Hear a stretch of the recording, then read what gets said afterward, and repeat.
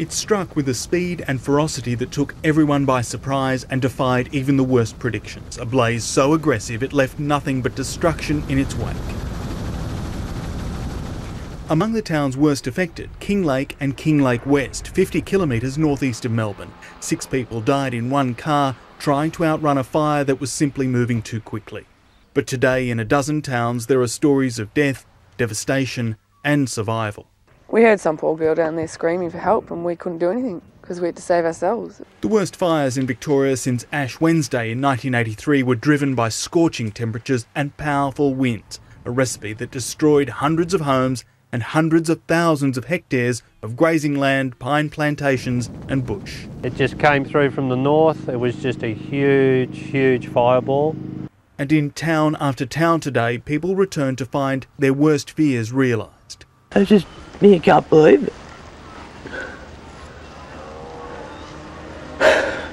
Start again, I suppose. Gone. Not a thing left. That's the fucking... These must have got hot.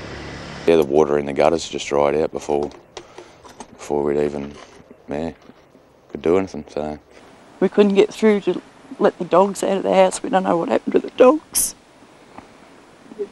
And we couldn't get back through to get them. Thousands of weary firefighters are struggling to contain more than 30 blazes despite cooler conditions, but up to 400 are still burning. Thankfully, most are considered safe. Their efforts, though, have been hampered by arsonists cruelly relighting fires behind them. One group of firefighters was caught by the speed of a front near Whittlesea. It roared straight over them. Yeah, it was scary. Did you see it coming? How much? Well, we saw it coming and then we had to take cover and lucky the emergency drill happens. And we all made it out, so that's the most important thing. Something I never want to feel again. Horrendous. I've been in it, not quite 10 years, and I've never ever experienced something like that. The Victorian Premier witnessed the devastation for himself. We've lost the four houses in here and the guys have done a remarkable job saving the rest. Yeah, no. But it was an experience he will not quickly forget. Large number of people in the Alfred,